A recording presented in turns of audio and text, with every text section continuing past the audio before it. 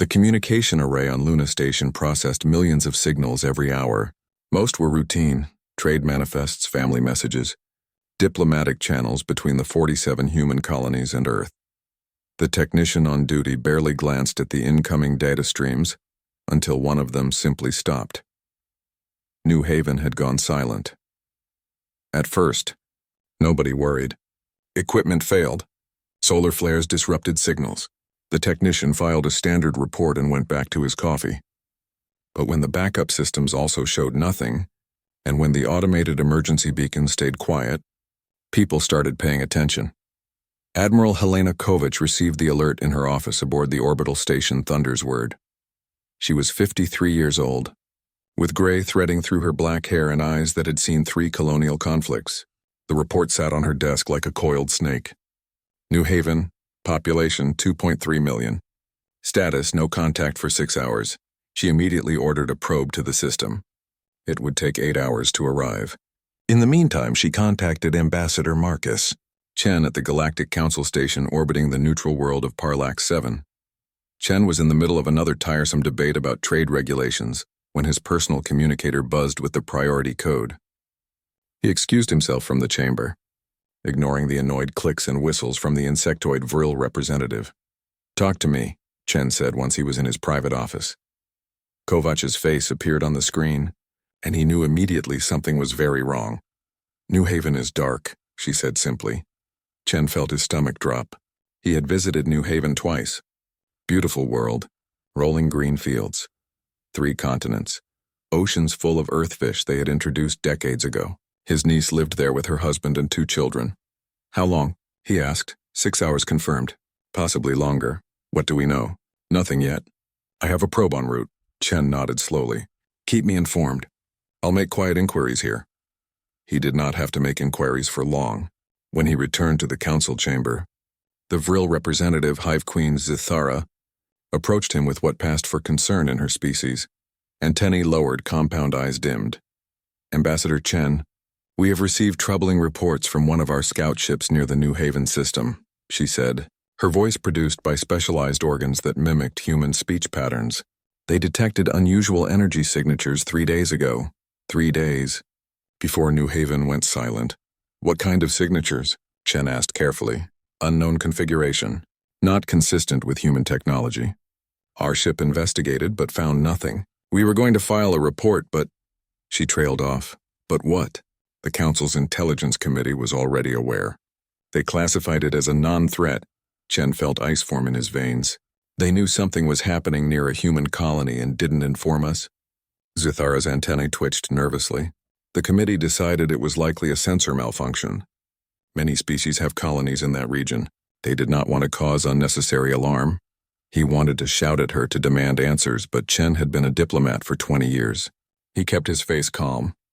"I see. Thank you for informing me now."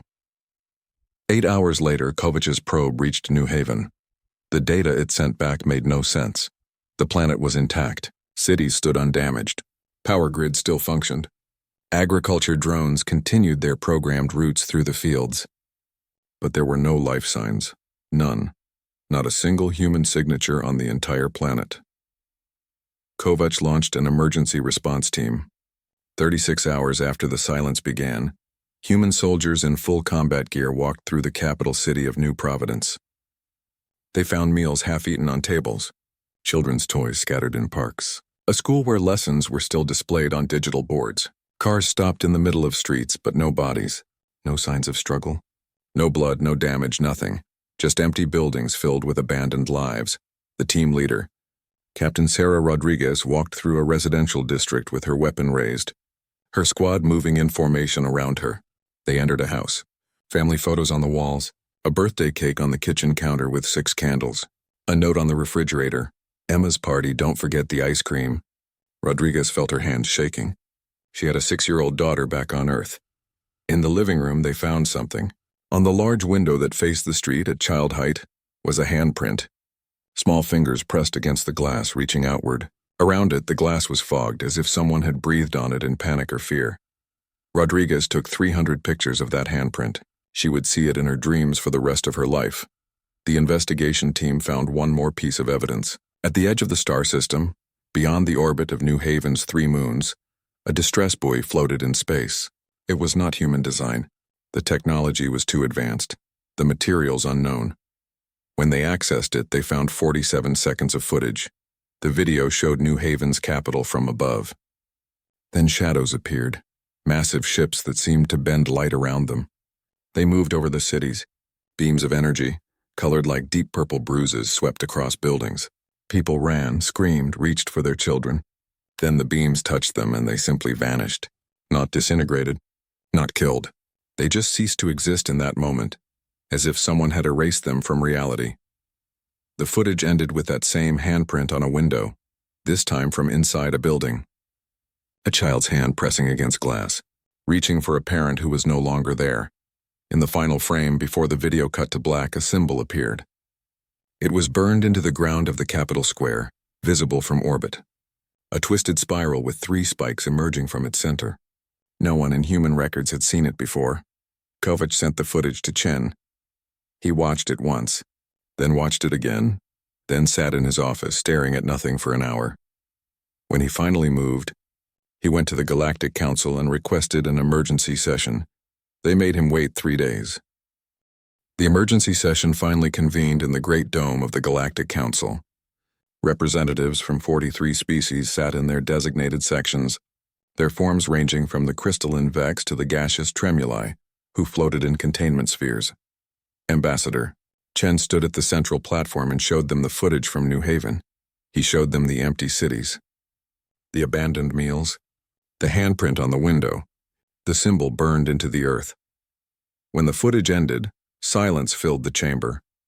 Then the Hikari representative, a reptilian creature with 4 arms and scales that shifted colors with emotion, spoke.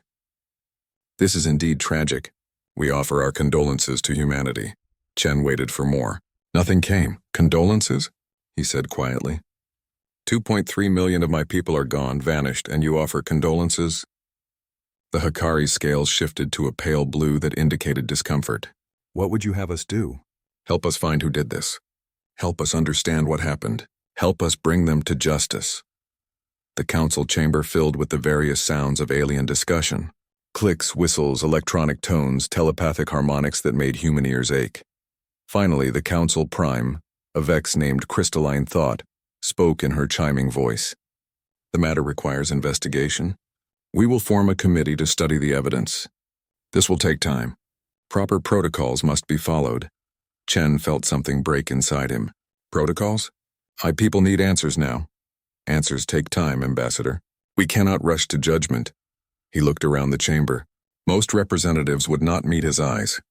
Those that did showed pity or worse, indifference. Then he understood. "You already know," he said. The chamber went silent. "You know who did this," Chen continued, his voice rising. "Some of you knew before it happened." Crystalline Thought's faceted body dimmed. "Ambassador, you are upset. Perhaps we should tell me the truth." For a long moment, no one spoke. Then Hive Queen Zethara rose from her seat. Her antennae drooped in what her species considered shame. "The Kresh Dominion," she said. "They operate from dark space beyond charted territory. They are slavers, raiders. 3 council species have lost colonies to them over the centuries. The symbol you showed us is theirs, and you did nothing." Chen could barely form the words. "We tried," another representative said. "A floating jellyfish-like being called a Morai. 20 years ago, we sent a fleet. Only 3 ships returned. The Kresh are too powerful, too numerous. We cannot fight them. So you let them take my people. You knew they were there and you said nothing?" Crystalline Thought's glow returned harder now. "We did not think they would attack a human world. They usually target smaller colonies, isolated outposts. New Haven was too large, too visible. We thought you were safe. You thought wrong." Chen left the chamber. He did not resign. He simply walked out and never went back. On Earth, Admiral Kovac sat in a meeting with the Joint Chiefs of Staff and the Secretary General. The video from New Haven played on screens around the room. "What do we know about the Kresh?" the Secretary General asked. Kovac pulled up a file. "Very little. They don't engage in diplomatic relations. They exist in dark space, regions outside normal trade routes. They raid for slaves and resources. The Council fears them but won't fight them. Can we? Their technology is advanced, but so is ours. We've been developing weapons the Council doesn't know about. The Secretary General raised an eyebrow. What kind of weapons? The kind we hoped we'd never have to use. Over the next 6 weeks, something strange happened across the galaxy. Human ambassadors left alien worlds. Human merchants closed their shops. Human trade ships returned to human space. Every single human who worked, lived, or studied on alien worlds simply went home. The galaxy barely noticed at first. Humans were a relatively new species to the Council, only a century since first contact. They were seen as useful but not essential. Their absence seemed minor. Then human colonies went dark. Not silent like New Haven. They still sent signals, still communicated with Earth. But they stopped communicating with the galaxy. Human space became a closed box. Alien intelligence services tried to find out what was happening. Their agents in human territory disappeared. Not killed. They simply lost contact, as if humanity had found every single spy and quietly removed them. The Galactic Council sent official inquiries. Earth responded with a single sentence. We are handling an internal matter. Weeks became months. The galaxy moved on. Trade routes adjusted. Other species filled the gaps humans left behind. Then the crash struck again. A human mining outpost in the Kepler 442 system. 3,000 people. The crash didn't even try to hide this time. They broadcast the raid on their darknet channels, selling it as entertainment. Thousands of beings across dark space watched as crash warriors swept through the mining facility. This time, there were bodies. The crash killed anyone who resisted. The rest they took as slaves. The footage showed humans in chains being loaded onto ships, children crying, adults fighting uselessly against their captors. The broadcast ended with a price list. Humans for sale, males good for heavy labor, females for domestic work, children for training in various tasks. The footage reached Earth within hours. Someone on the darknet leaked it to human networks. Every person on Earth and the colonies saw it. Admiral Kovach watched it in her quarters. She watched it 3 times. Then she opened a secure channel and said 2 words, Authorization Damocles. Across human space, fleets that had been building in secret began to move. Ships that incorporated technology the Council had never seen. Engines that could cross the galaxy in weeks instead of months. Weapons that turned asteroids into precision projectiles. And something else, something with the code name Ragnarok Protocol, that remained classified even from most of the fleet. The ships were painted black. Not the black of space, but a deeper black that absorbed light, made them nearly invisible except as holes in the stars. Each ship bore names. New Haven's children. The Silent Millions. Remember them. Emma's Promise. 2.3 million voices. 3 days after the Kepler 442 raid, a crashed slave station deep in dark space exploded. Not from weapons fire. The entire structure simply ceased to exist, replaced by a fireball hot enough to vaporize metal. 15,000 Kresh died instantly. No one claimed responsibility, but across every communication channel, every frequency, every known language in the galaxy, a message appeared. We asked for justice. You gave us silence. Now we bring the storm. The Terran Retribution fleet had gone to war. The Kresh Dominion had ruled dark space for 3,000 years. They had destroyed species before humans even discovered fire. Their empire stretched across 40 systems, built on the backs of slaves from 100 different worlds. They did not fear humanity. Humans were children playing with stolen toys. War Master Krelthor watched the reports of his destroyed slave station with mild annoyance. The humans had found some new weapon. Interesting. It would make the hunting more entertaining. He ordered 3 more raids on human targets, this time with heavier ships. The raids never launched. The ships disappeared before leaving port. Over the next month, every Kresh military installation in their outer territories simply vanished. Bases that housed thousands of warriors, shipyards that built their raiding vessels, communications arrays that coordinated their empire, all gone. Human ships appeared like ghosts. They struck without warning and left nothing behind. The Kresh sent hunters to track them down. The hunters never reported back. War Master Krelthor finally understood. These humans were not raiding. They were erasing. He called for the Galactic Council to intervene. The Council, terrified of both the Kresh and now the humans, tried to negotiate. They sent a delegation to meet with Earth's government. The Secretary General received them in a conference room in Geneva. The alien delegates spoke of peace, of diplomacy, of the sanctity of galactic law. The Secretary General listened politely. Then he showed them a list. It contained 47,000 names. Every human taken by the creche over the past century. Every slave sold. Every person who disappeared into dark space and never returned. These are my people, the Secretary General said. The Council knew about them. Did nothing. Now you want us to stop? Your actions threaten galactic stability, the Vex delegate said. Good. The delegation left empty-handed. Behind them, the Secretary General opened another file. This one contained records the Council thought were secret. Meetings where they discussed the human problem. Votes on whether to help New Haven. Decisions made in closed rooms where human lives were weighed against political convenience. Marcus Chen, no longer an ambassador but now Earth's special envoy, released the files to every news network in the galaxy. Within hours, protests erupted on dozens of worlds. Citizens learned that their governments had abandoned allies for politics. Some governments fell, others barely held on. The galaxy was tearing itself apart, and at the center of it all, the Terran Retribution fleet continued its methodical destruction of the Creche Dominion. The Creche finally decided to end it. War Master Krelthor gathered his forces. 700 ships, the largest fleet they had assembled in 5 centuries. He called in favors from 3 allied species who owed the Creche debts or feared their power. The fleet grew to 900 vessels. Against them, humanity had 300 ships. The fleets met in a system called Sigma Draconis, a dead star system with nothing but asteroids and ice. The Creche arrived first, their ships forming a massive wall of armor and weapons. They broadcast their intentions across all frequencies. Come die, humans. Come feed our gods with your blood. Admiral Kovac stood on the bridge of her flagship, the Remembrance. Around her, officers worked quietly at their stations. No one spoke unnecessarily. They all knew what was coming. The human fleet emerged from jump space in a loose formation. Compared to the Creche wall, they looked scattered, disorganized. Krelthor laughed when he saw them. They don't even know how to fight a proper battle. Forward fleet, engage. Show them fear.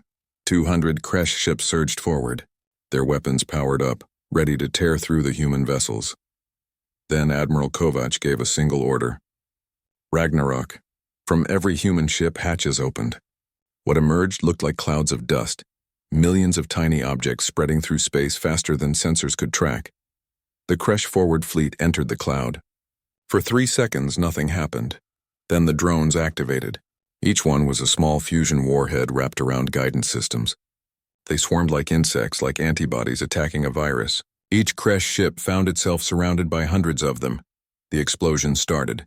1 ship, then 10, then 50. The Creche vessels tried to shoot down the drones, but there were too many. For every one they destroyed, 10 more took its place. The forward fleet died in 4 minutes. Krelthor stared in horror as 200 of his ships became expanding clouds of debris and radiation. He ordered the remaining fleet to scatter, to break formation and run. But the drones were already among them. The human ships advanced slowly, releasing more swarms. The Creche fleet tried to jump to faster-than-light speeds, tried to escape. The drones attached to their hulls and detonated, ripping open jump drives and reactor cores. In 17 minutes, 900 ships became scrap metal drifting in the void. 37 Creche vessels managed to jump away, damaged and fleeing in random directions. The human fleet didn't pursue.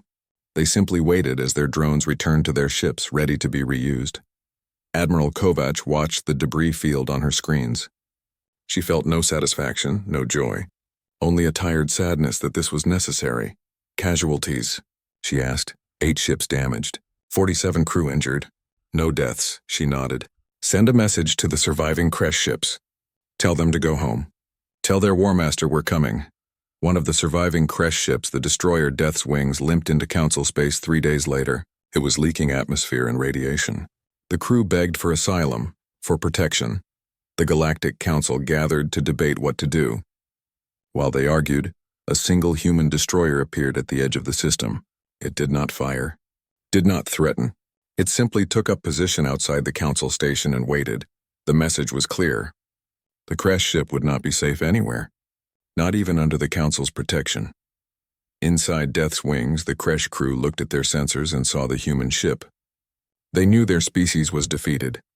The mighty dominion that had ruled for 3,000 years was dying, killed by humans who had been in space for less than 2 centuries. Captain Rodriguez, now commanding the human destroyer Vengeance, sat in her command chair and watched the crash ship. She remembered the handprint on the window in New Haven. She remembered Emma's birthday cake with 6 candles. "Ma'am," her communications officer said, "the crash ship is requesting to speak with you." "Put them through." A Kresh warrior appeared on screen. His armor was cracked, his face bearing scars from the battle. He looked afraid. "Human," he said in broken English. "We surrender, please, we surrender." Rodriguez looked at him for a long moment. "Take your ship and go home. Tell your war master that mercy is not weakness. Tell him we're still coming." The Kresh ship jumped away. Rodriguez kept her position outside the council station for another 12 hours, just to make the point clear. Then she turned her ship toward Kresh space and followed. 3 months after New Haven fell, the Terran Retribution fleet gathered at the edge of Kresh space. They had systematically destroyed every military asset in the outer territories. 40 installations gone, 300 ships destroyed, thousands of Kresh warriors dead. But they had not touched civilian populations. Every time they took a military base, they sent warnings first. They let non-combatants evacuate. They sent food and medical supplies to Kresh civilian worlds whose supply lines they had cut. This confused the galaxy more than the military victories. Warriors were supposed to be brutal. Conquerors were supposed to be cruel. But humans waged war with one hand and offered aid with the other. The Galactic Council tried one last time to stop the advance. They offered humanity a deal. Stop the military operations and the Council would finally act. They would bring the Kresh leadership to trial. They would ensure justice. Marcus Chen stood before the council chamber one final time. He was no longer an ambassador. He represented Earth not as a diplomat but as a witness. "Justice," he said quietly. "You want to offer us justice now?" He activated a holographic display. It showed recordings of council sessions from years past, secret meetings where representatives discussed the human expansion problem, debates about whether humans were too aggressive, too unpredictable, too dangerous to trust. Then he showed the meeting about New Haven, the one where they learned of Kresh activity near the colony, the vote that decided not to warn humanity, the discussion about how a setback might humble the humans, make them more cooperative. 23 species had voted to stay silent. 12 had voted to warn humanity. 8 had abstained. The chamber erupted. Representatives shouted at each other in dozens of languages. Some species delegates walked out. Others demanded investigations. Chen waited for the chaos to quiet down. When it did, he spoke again. "You forfeited the right to offer us justice when you chose silence. When you decided my people's lives were worth less than your politics. We asked for help. You gave us nothing. Now you don't get to call us back." He left the chamber. Behind him, the council collapsed into infighting that would last for years. The Terran fleet advanced into Kresh Core territory. Warmaster Krelthor had retreated to the throne world of Kreshtor, a massive planet with 3 moons and 200 orbital defense platforms. He gathered every remaining military asset, 200 warships, 50 million soldiers, planetary shields that could withstand asteroid impacts. He broadcast a challenge across all frequencies. "Come and die, humans. Come to Kreshtor and feed the Earth with your bones." Admiral Kovac received the message aboard the Remembrance. Her officers expected her to plan an assault. Instead, she gave a different order: blockade formation. Nothing in, nothing out. The fleet surrounded Kreshtor at a distance beyond the range of their weapons. Human ships formed a sphere around the planet and its moons. They didn't attack. They just waited. Days became weeks. Kreshtor's supplies started to dwindle. The planet had 50 million soldiers to feed. The orbital stations needed fuel and ammunition. Trade ships that normally brought supplies found human destroyers waiting at every jump point. "Turn back," the humans said. "No one enters. No one leaves." Krelthor ordered his ships to break the blockade. They tried. Human ships drove them back every time, using their drones to disable engines and weapons without destroying the vessels. Crippled Kresh ships drifted back to the planet, their crews alive but defeated. Admiral Kovac broadcast a message to Kreshtor every single day. It was always the same: surrender your war criminals, feed your people, or watch them starve by your pride. Inside Kreshtor, something began to break. The civilians, those not in the military, started to ask questions. Why were they suffering? Why didn't the War Master just surrender the ones who had attacked New Haven? The military leadership met in emergency sessions. Half wanted to fight to the death. Half wanted to accept the human terms. They were warriors. They knew how to die. But watching their families starve while ships full of food waited just outside their reach was a different kind of torture. Krelthor refused to bend. We are Kresh. We do not surrender to lesser species. They will break first. But humans didn't break. They waited with infinite patience. They sent messages listing the names of Kresh war criminals they wanted. They offered safe passage for civilians who wanted to leave. They even offered to send medical supplies if Kreshtor allowed neutral inspectors to verify they went to civilians, not military. 3 months into the siege, riots began. Civilians stormed military warehouses looking for food. They found enough supplies to last years, hoarded by the military while citizens starved. The military fractured. Junior officers began questioning orders. Soldiers refused to fire on their own civilians. A general named Krathzar, who had lost his daughter to starvation despite all the hoarded food, led a coup attempt. It failed. Krelthor executed Krathzar and 300 other officers. Then he ordered something unthinkable. He commanded the orbital platforms to fire on the cities where riots were strongest. Kresh weapons turned on Kresh civilians. Thousands died in the first strike. That's when humanity acted. They had been waiting for this moment, hoping it wouldn't come but ready if it did. Precision strikes from human ships eliminated the orbital platforms firing on civilians. Then they targeted the command bunker where Krelthor and his loyalists hid. They used kinetic weapons, rods of tungsten dropped from orbit at incredible speeds. 22 minutes. That's how long it took to eliminate every member of the Kresh High Command. The bunker was 3 kilometers underground. The human weapons reached it anyway. When the dust settled, the remaining Kresh military commanders emerged carrying white flags. They were not the warriors who had attacked New Haven. They were the ones who had wanted to surrender months ago but been overruled. They met with Admiral Kovach aboard the Remembrance.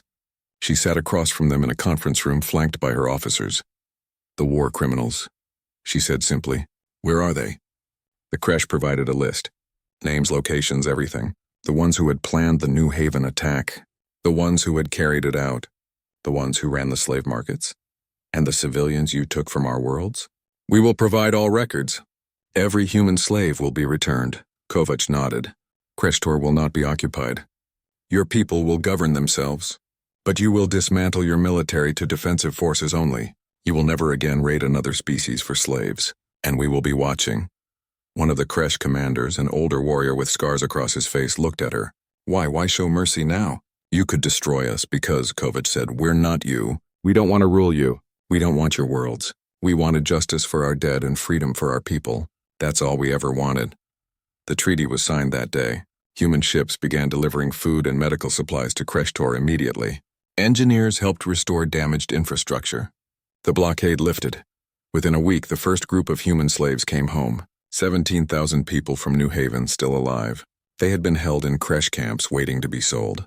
When they stepped off the transport ships, their families waiting on Earth and the colonies, the images were broadcast across the galaxy. Humans crying. Hugging their lost loved ones. A mother reuniting with her daughter. A husband holding his wife. Children finding parents they thought were dead. But 17,000 from 2.3 million was not enough. The rest were gone, taken by whatever weapon the Kresh had used, lost somewhere between existence and nothing. Admiral Kovach attended the memorial service on Earth for those who couldn't come home. She stood in the rain with millions of others and listened to the names. All 2.3 million names read aloud over 6 days. When it was done, she went back to her quarters and finally allowed herself to cry. The war was over. The Kresh Dominion was dissolved. The galaxy had learned that humans could be pushed only so far, but the cost was written in empty chairs at dinner tables, in children who would never grow up, in the silent spaces where voices used to be. Humanity had won. But they had lost something too. The innocence of believing the galaxy would protect them. The trust that others would stand with them. They had learned to stand alone. And the galaxy would never forget the lesson humanity taught them. 6 months after New Haven fell silent, The Terran Retribution fleet returned home. There were no victory parades, no celebrations in the streets. The ships docked quietly at Earth's orbital stations, and the crews went home to families who held them and asked no questions about what they had seen. Admiral Helena Kovac stepped off her shuttle at Geneva Spaceport. She was 54 now, though she felt decades older. Her hair had gone completely gray during the campaign. Her aide offered to carry her bag. She refused. It felt important to carry her own weight after so many had carried the weight of her decisions. The galaxy was different now. The Kresh Dominion no longer existed. The species they had enslaved were building new governments with human advisors if they asked for help. 3 new independent nations had formed from former Kresh territory, and humanity had recognized all of them immediately. The Galactic Council was in chaos. The leaked recordings of their meetings had destroyed trust between species. Dozens of governments faced protests or outright revolutions. Some species had left the Council entirely. Others demanded complete restructuring. Through it all, humanity stayed quiet. They answered no questions about their weapons. They made no demands. They simply withdrew to their own space and waited. Marcus Chen sat in his office in Geneva, no longer an ambassador but now serving as Earth's Director of Interspecies Relations. His walls were covered with messages from across the galaxy. Some were hate mail from species who saw humanity as warmongers. Others were thank you notes from former slaves, from civilians who humanity had protected even while waging war. His favorite was from a young Kresh female who had lost her father to Krelthor's purges. She wrote in careful English, "Thank you for showing us that strength does not require cruelty. My father tried to teach us this. Your people proved it was possible." A message came through from the Galactic Council. They were finally ready to talk. They wanted humanity to return. They had drafted new protocols, new rules for mutual defense. Any attack on a council member would trigger automatic military response from all other members. No more votes. No more political calculations. They offered humanity a permanent seat on the newly formed Security Directorate, with veto power over military decisions. Chen read the proposal 3 times. Then he called a meeting with Earth's leadership. "They want us back," he said. "New rules, new protections, a seat at the table with real power." The Secretary General who had led Earth through the crisis looked tired. "What do you think?" "I think we have a choice. We can stay isolated, become the species everyone fears but no one knows, or we can go back and try to build something better. Will they accept us? After everything?" Chen smiled slightly. "Some will. Some won't. But 3 dozen species have already sent private messages supporting our return. The ones we helped, the ones who saw us protect civilians even while fighting their enemies. They want us there. And the ones who don't, they'll have to get used to it. Because we're not asking for permission anymore. We're accepting their invitation on our terms." The decision was made. Humanity would return to the Galactic Council, but as equals, not as junior members hoping for approval. Marcus Chen walked back into the council chamber 3 months later. The delegates who had ignored his pleas about New Haven were gone, replaced by new representatives. Some looked at him with respect, others with fear, a few with something that might have been shame. He took his seat in the new Security Directorate section. 5 species held permanent positions: the Vex, the Morai, the Hakari, the Tremuli, and now humanity. Each had equal power to block military actions they deemed unjust. The first proposal came within a week. A slaver group, not as large as the Kresh but still dangerous, was raiding colonies in the Outer Rim. They asked for council intervention. Chen voted yes. So did the other 4 species. For the first time in council history, they sent a unified military fleet to protect civilians from raiders. The slavers were destroyed in 2 weeks. It would not be the last time. The galaxy was learning a new lesson. Protection came with responsibility, and justice could not be delayed by politics. On New Haven, construction began on a memorial. It took 3 years to complete. A tower of dark stone reaching 500 meters into the sky, tall enough to be seen from orbit. On its surface, carved in letters small enough to require careful reading, were 2.3 million names. At the base of the tower, an eternal flame burned in a chamber of glass. It used fusion technology, clean and endless. The flame would burn for as long as humanity remembered. Above the chamber, carved in letters large enough to read from the city below, were 3 words: never again. Remember. Admiral Kovac attended the dedication ceremony. She was retired now, living quietly in a small house outside Geneva. She spent her days working with veterans, helping others process what they had seen and done. She stood at the memorial with 17,000 survivors from New Haven, the ones who had come home. They placed flowers at the base of the tower. Parents touched the names of children they had lost. Children ran their fingers over the names of parents taken from them. A young girl, maybe 7 years old, approached Kovac. She held a small stuffed bear that looked well-loved and worn. "Are you the Admiral?" the girl asked. "I was. I'm just Helena now. My mom says you saved her. She was in the camps." Kovac knelt down to be at eye level. "I'm glad she came home." The girl was quiet for a moment, then hugged the Admiral. "Thank you for bringing my mom back." Kovac held her and felt tears she thought she had exhausted come back. "I'm sorry we couldn't bring everyone back. Mom says the others are in the stars now, watching over us. Your mom is very wise." 10 years after the fall of New Haven, humanity launched a new colony ship. It was state-of-the-art, equipped with the best technology and protected by a fleet of warships. 5,000 colonists would establish a new world in a system not far from where New Haven once thrived. The ship's name was New Haven's Hope. At the christening ceremony, Admiral Kovac stood at the podium. She was 64 now, her face lined with age and experience. She looked out at the crowd, at the colonists ready to start fresh, at the children who had been born after the fall and knew it only as history. "We named this ship Hope," she said, "because that's what our lost gave us. They showed us that we cannot rely on others to protect us. They taught us that silence is not peace. They reminded us that justice delayed is justice denied." She paused, looking up at the massive ship behind her. "But they also showed us something else, that even in our darkest hour, we did not become the thing we fought. We did not choose cruelty when we had the power for it. We protected the innocent even among our enemies. We sought justice, not revenge." An alien diplomat approached her after the ceremony. He was from a species called the Gentari, former slaves of the Kresh who now governed their own worlds. "Admiral Kovac," he said in accented English. "May I speak with you?" "Of course. My people were slaves for 600 years. We thought we would die in chains. But your people, they freed us. Not because you wanted our loyalty or our resources. You freed us because it was right. Anyone would have done the same." The Gentari shook his head. "No, the Council knew about us. They did nothing for 6 centuries.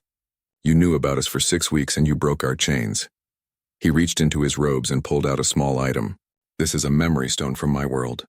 It contains the names of every Gentari who died in slavery. 2 million names. I want you to have it. I can't. Please, put it at your memorial. Let our dead stand with yours. Let the galaxy remember that you fought not just for humans, but for everyone who had no voice." Kovac took the stone carefully. It was warm in her hand. "We will honor them. I promise." She placed the stone at New Haven's memorial the next day. Other species began doing the same. Stones, crystals, data chips, each containing the names of those lost to slavery, to injustice, to the silence of those who should have helped. The memorial grew. It became not just a monument to human loss, but a reminder to the entire galaxy of the cost of inaction. The New Haven's Hope launched a month later. As it accelerated away from Earth, passing Mars and Jupiter on its way to the stars, Admiral Kovac watched from her home. She sat in her garden, a cup of tea growing cold in her hands. A message came through her communicator. It was from Captain Rodriguez, who now commanded the Sentinel fleet, humanity's promise to protect those who could not protect themselves. "We have a situation in the Vara system. Pirates attacking a civilian transport. Not human. Requesting permission to intervene." Kovac smiled slightly. She was retired, but Rodriguez still asked her opinion on important matters. "What does your gut tell you? That we didn't fight a war to only protect ourselves?" "Then you have your answer." Rodriguez's ship jumped away to help strangers in need. It was what humanity did now. Not because they wanted to rule, not because they sought power, but because they had learned that silence was the true evil. Kovac closed her eyes and thought of New Haven, the empty cities, the handprint on the window, the 2.3 million voices that would never speak again. They had not died for nothing. They had taught humanity, and the galaxy, the hardest lesson of all, that freedom requires vigilance, that justice requires courage, and that the strong must protect the weak or strength means nothing at all. Above her, stars filled the evening sky. Somewhere among them, the New Haven's hope carried settlers to a new world. Somewhere else, the Sentinel fleet protected those who needed protection. And everywhere, the galaxy remembered what happened when humanity asked for help and received silence. They would never forget, and humanity would never stop reminding them why it mattered. The memorial flame burned on, visible from orbit, a light in the darkness that would never go out.